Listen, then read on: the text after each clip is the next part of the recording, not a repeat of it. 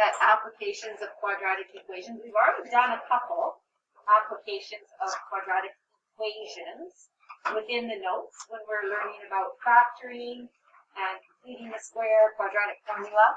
So we're just looking at more, basically. These are different from applications of quadratic functions. The applications for quadratic functions, you had to look for a maximum value or minimum value. These, there'll be nothing in there about a maximum or a minimum. So it'll be something about equals a certain value. So then you know how to set up your equation. So they'll end up only being one variable. So just like with any application, label your variables. So I call them let statements. So let x be whatever. Let m be whatever. Write an equation from the given information. You might end up really doing a system of equations. You might have two variables and then use that to come up by substitution to get your equation. And then algebraically solve it and write a statement or sentence answer with units, okay, if there are units to use. So let's take a look at the first one. There's sort of main types. So there's the number type questions, there's the area type questions, there are the distance and time questions. That will hopefully take you back to Math 10 and you remember doing some of those. In any case, the first one is the sum of the squares of three consecutive odd numbers is given. Determine the value of these numbers.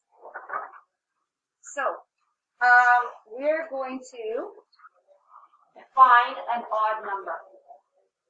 Now, what you will find is that if you just let x be an odd number, you'd actually end up with the correct answer. But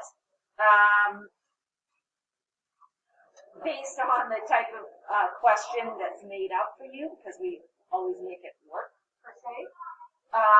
But when we use general expressions for odd numbers in proofs, like we did at the beginning of the semester, like you might do again in Math 31, we need to use the proper definition of an odd number. So, what is that? So if we let x be a natural number,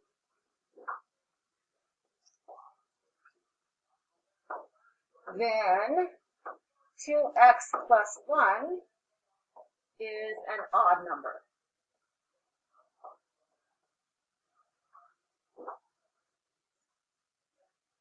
Actually, we could start with 2x minus 1, couldn't we? That would be the smallest, which would be probably easier. Sorry.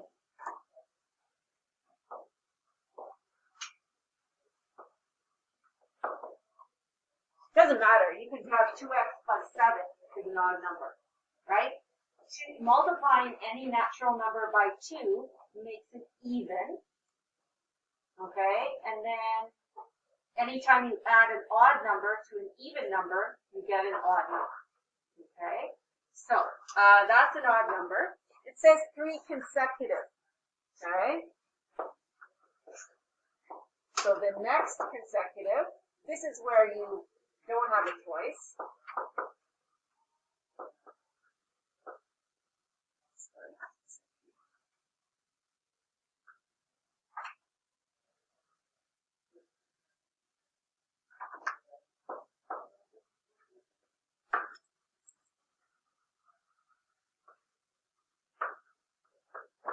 So we have to add 2 to this, so that would be 2x plus 1. And then 2x plus 3. So from 2x minus 1, we can't skip to 2x plus 7 because our 3 consecutive odd numbers have to be consecutive.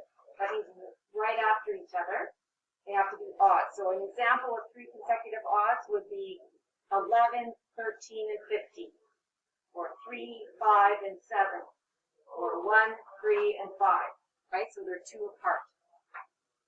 So now we use this, this is our equation. So the sum of the squares.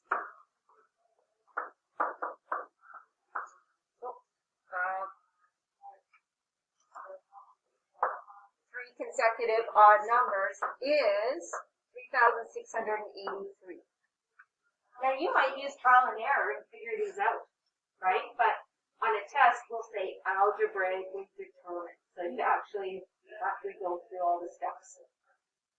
All right, so you put in 2x minus 1, 2x plus 1, 2x plus 3. And then I'll give you a couple minutes, expand that out.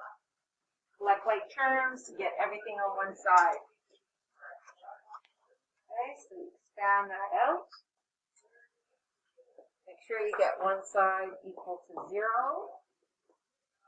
So that's going to be minus 3672. Check to see if 12 goes into 3,672. I think it does. And then 6.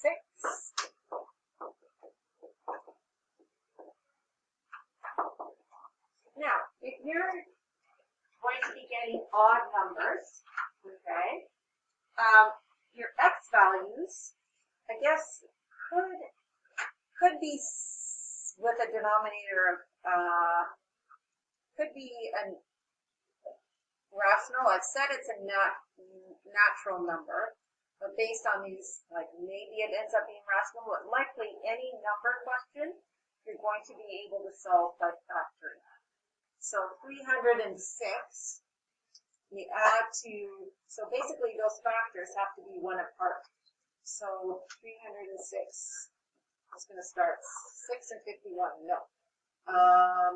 So 306 divided by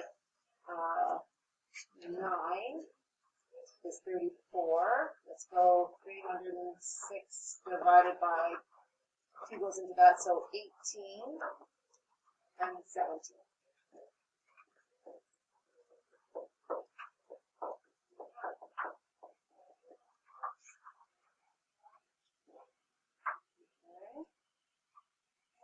So x equals 17 or negative 18.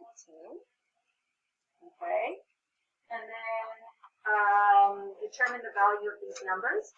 So negative 18, there's always a question about, first of all, negative 18 in itself is even, right? But we're not done the whole question here, right? These are your x values.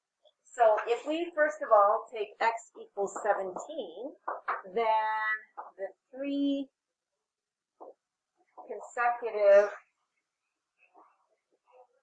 odd numbers are, go back, 2x, so 34 minus 1 is 33. 34 plus 1 is 35, and plus 3 is 37. Okay, let's check them out. 33 squared plus 35 squared plus 37 squared. Right, exactly what it said. Now, if we choose negative 18, then we would have, okay, 2 times negative 18 plus 1, or minus 1, I guess, to start. So you would get the negative of all of those, right? Technically, it's always confusing whether negatives are considered to be odd or even. So in this case, I would keep it probably on a test, we'd be more specific and say positive odd numbers, okay? Just to make sure. Depends on what you look up when you research whether odd numbers can be negative or not. Some books say they can, some say they can't. So I don't know how to have the exact answer for you. Okay? In this case, we could include them because it didn't specify. So negative 37, negative 35, and negative 33.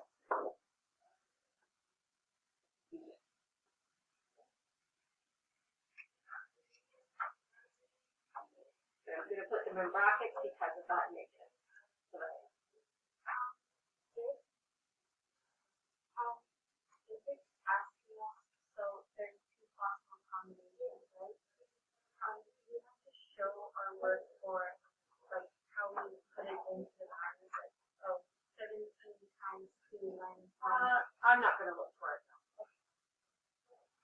But if you don't have it, then you would use one, right? You don't have the final.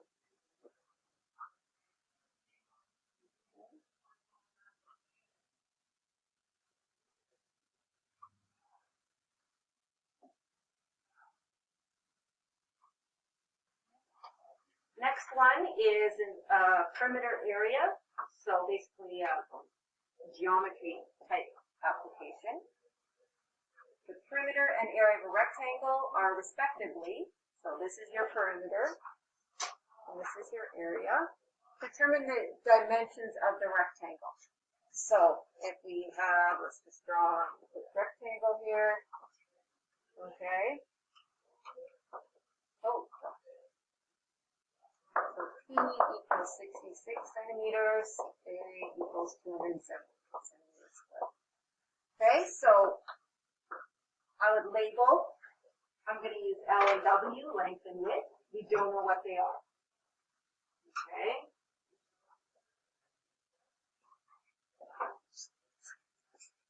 What we do know, this is where it's kind of like doing a system of equations, which we learned about last week.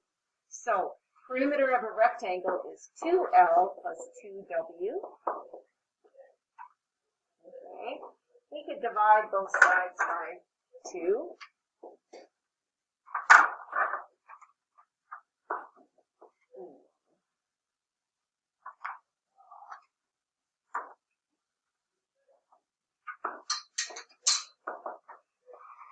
Okay.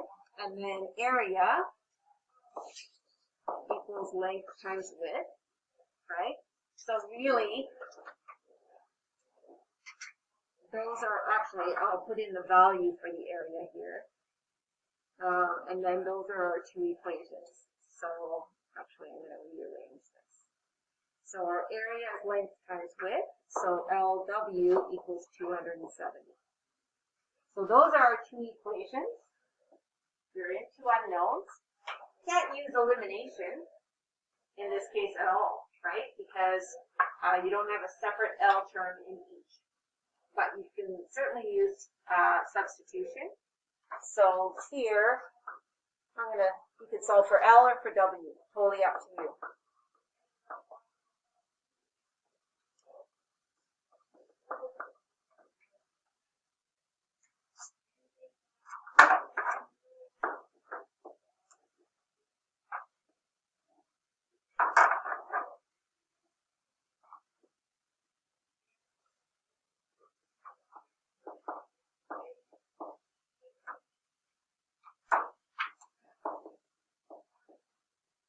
Okay, so that's the equation you have to solve.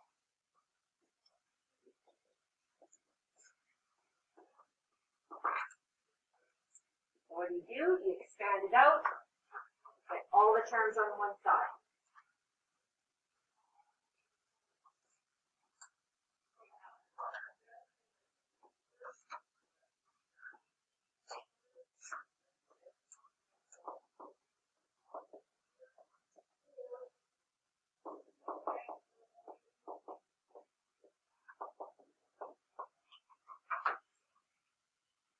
Brought everything to the right, you have the W squared being positive. You can bring everything to the left and then divide by -1. Okay, I always want to deal with the square term to be positive. Easier when you're factoring, easier when you're using quadratic formula. Okay, now we don't know for sure if this is going to work out nicely, but probably it will. Let's just check. You might have to use quadratic formula. So, 270 divide by 3. 3 times 90 is 270. That doesn't work. 270 divide by 4 is not going to work. By 5, not close enough yet. 270 divided by 6, and 45, not quite. 270 divided by 9. So, what do we want to see? Can it be faster?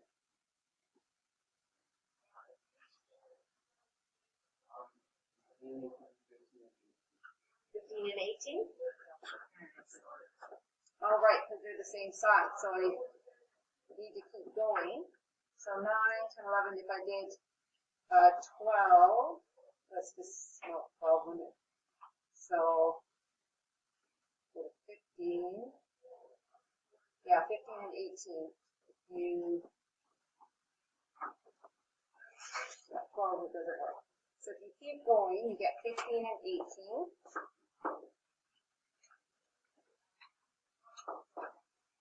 And both negative. Okay.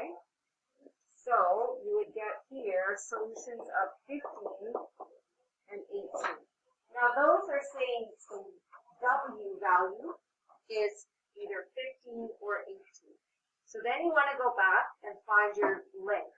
Now what you'll find out here, so when W equals 15, substitute that in, you'll get, you can do it easily here, you'll get L equals 18. If you put W equals 18, you get L equals 15. So they're the same solution, right? But don't just leave it like this, because we're not considering them both widths. Your statement would say, because it asks for determine the dimensions. The dimensions of the rectangle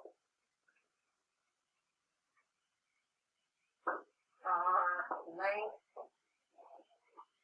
is 18, and this is centimeters. Yep.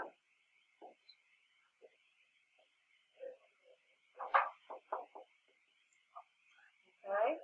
Now, what I like to always, length is by convention only the longer of the two, length 18 with 15. So rather than saying the length is 15 and the width is 18, they're still both the dimensions of a rectangle, but we always give the length being longer than the width. Okay? So that's really stuff.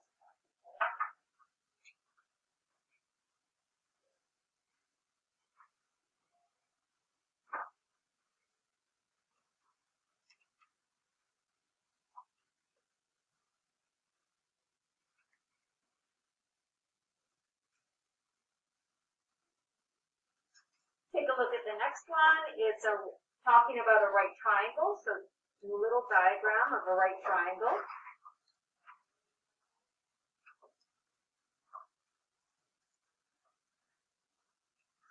Any relationship in a right triangle probably has to do something about, unless it's about area, it would be relating the sides, so something either trig or staggering zero.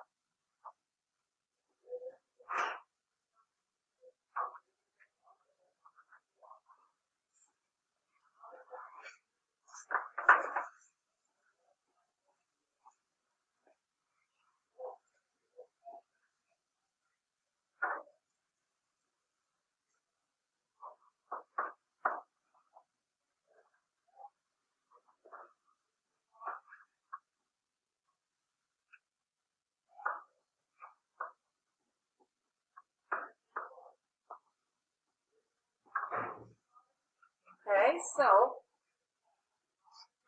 let X and Y be legs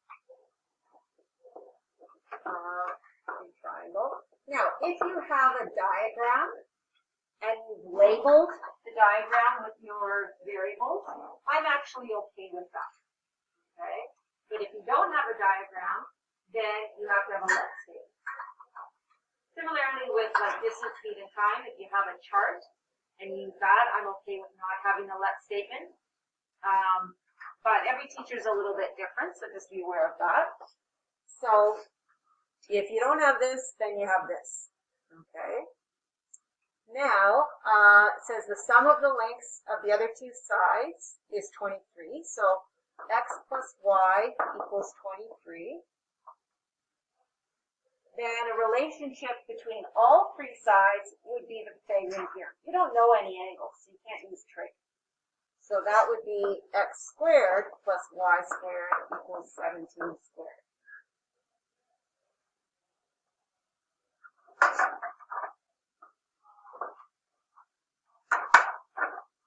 And so I would solve for either x or y and substitute into equation 2.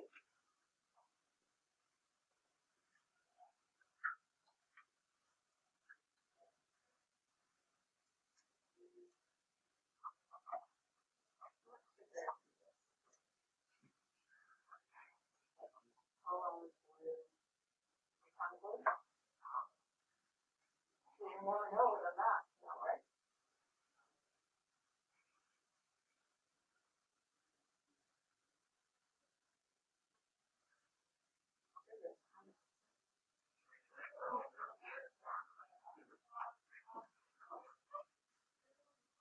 What is that? 100% sugar? 50 grams of sugar. It looks cool.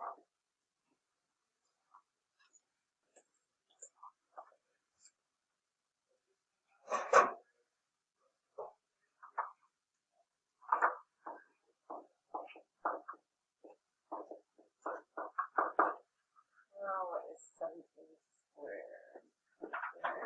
Oops.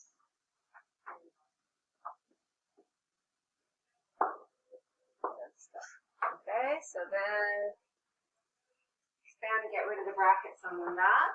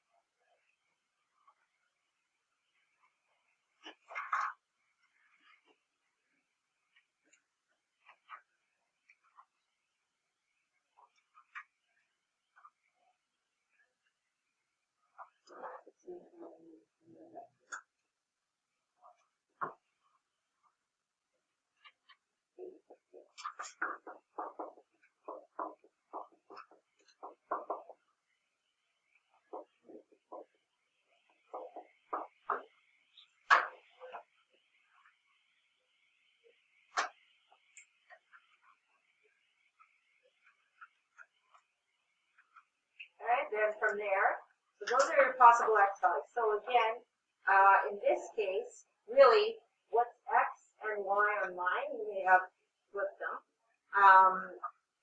And so those will be the values of the two legs, but you do need to check and make sure, because not every situation will be the same. So when x is 8, y is 23 minus 8, which is 15. When x is 15, y is 8. So it does cover both. Sometimes that's not your final answer though, right? Just like the odd number question. Okay, let's be aware of that. And then the statement.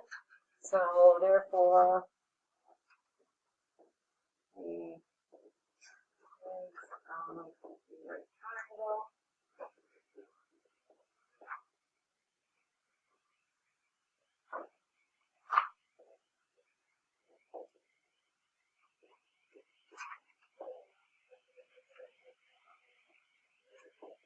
And that's where you include units as well. Okay.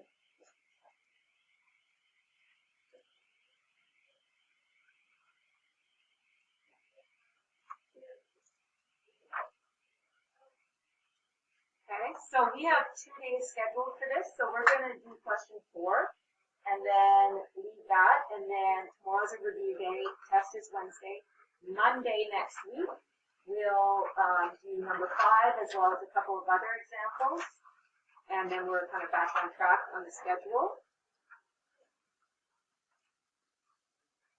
So let's do question 4. So this is a distance speed time, if you take a look at it. Travel from Calgary to Spokane, distance given. Return trip, speed was increased. Total driving time was given. So just like back in Math 10 IB, you may have done a chart. That's how I like to do it. So I'm going to set up the chart here.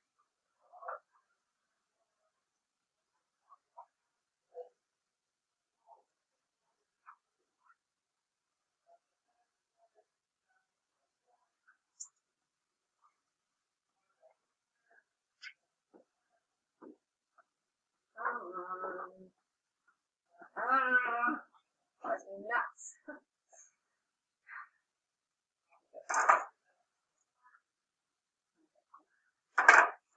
So, distance, speed, and time.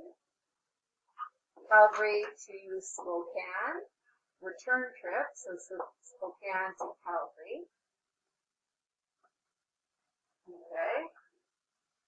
So, just like in Math 10, we want to fill in 2 columns completely. Okay, and then the third column, we use the relationship between distance, speed, and time. So distance equals speed times time. Think about it. Some of you, as scary as it's going to be, you're going to be learning how to drive soon. Okay? So if you're driving at a speed of 100 kilometers per hour on the Deerfoot, and you travel for 2 hours, so I guess the Deerfoot ends in turns into whatever, then you will have traveled 200 kilometers, right? Speed times time. So that's something that you should kind of know, right? And in science class, you've probably done it as well. You think about units. So distance is kilometers. Speed, if we're driving, is kilometers per hour. So it depends on the situation, but for driving, these are the usual units. And by time. So hours divide out, and you get kilometers, right? In science, they call that unit analysis. So what are we given here? Calgary to Spokane is 720 kilometers. It doesn't change on the way back.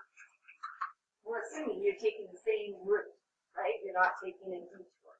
So same distance either way. It says the average speed was increased by 10 on the return trip. We don't know the speed from Calgary to Spokane. That's what we're asked to find out. So that's going to be my unknown, right? And then it's increased by 10, which means you add 10. Not multiply by 10, add 10. Multiplying by your speed by 10 would have a real difference.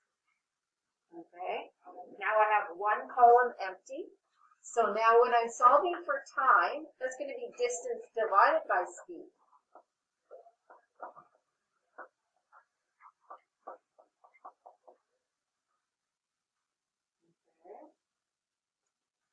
always try to fill two columns, not part of one and part of another. Two complete columns. Use your formula, distance equals speed times time, to fill in the third, okay?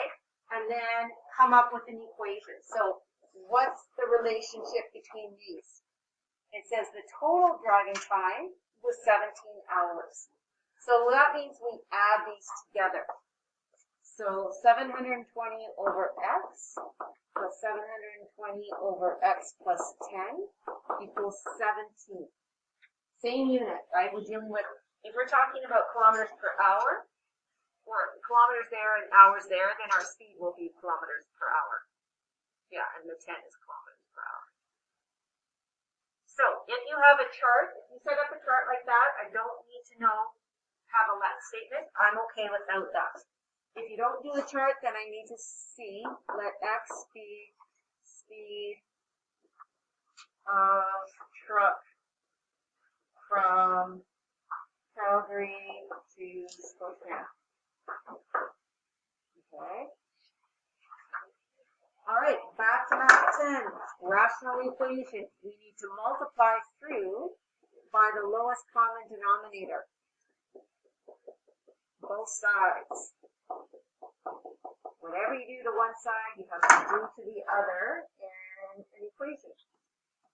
And by doing that, here the x's divide out, so we get 720 times x plus 10.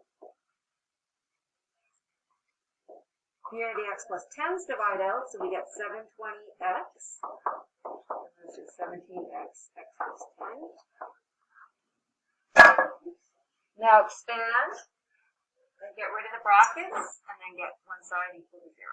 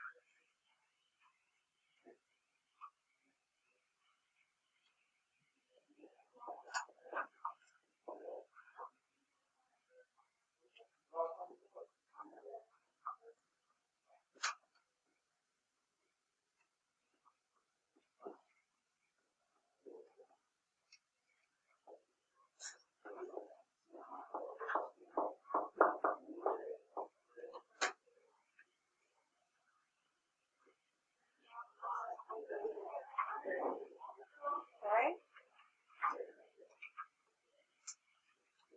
So 17 doesn't go into 1270. Might go into the next one. I'd actually, once you get to big numbers like that, you can't simplify it, then maybe you want to try quadratic formula, right? And we haven't done that yet today, so let's do that. It may work out nicely, but let's practice because they don't all work out nicely. So in this case, A is 17, B is negative 1,270, C is negative 7,200.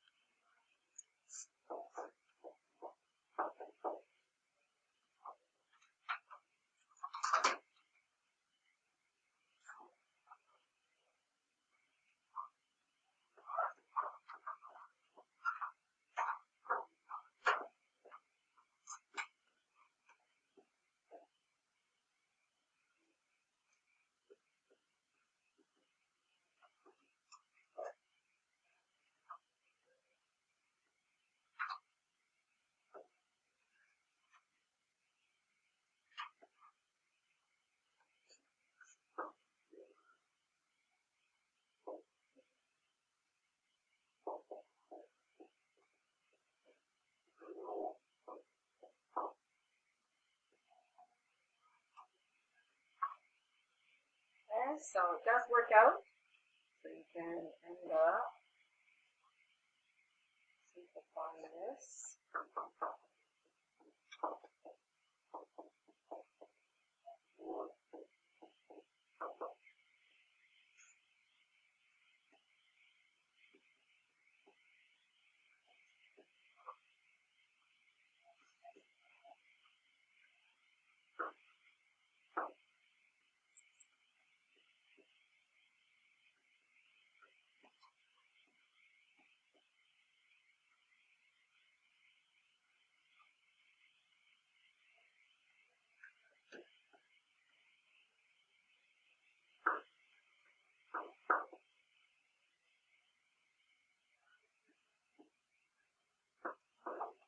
Okay, so in this case, you get an x that's negative.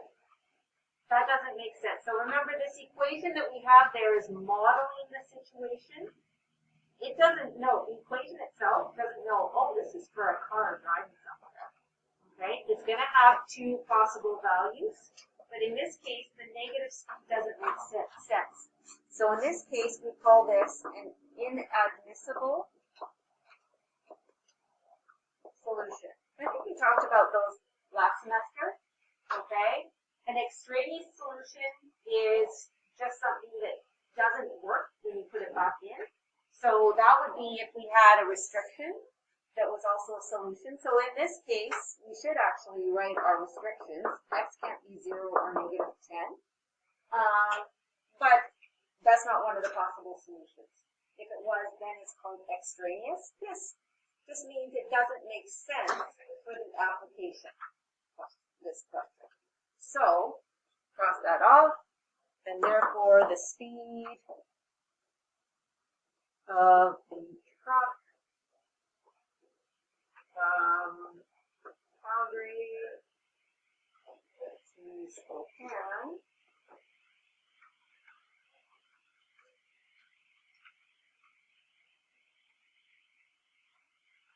is 80 kilometers per hour.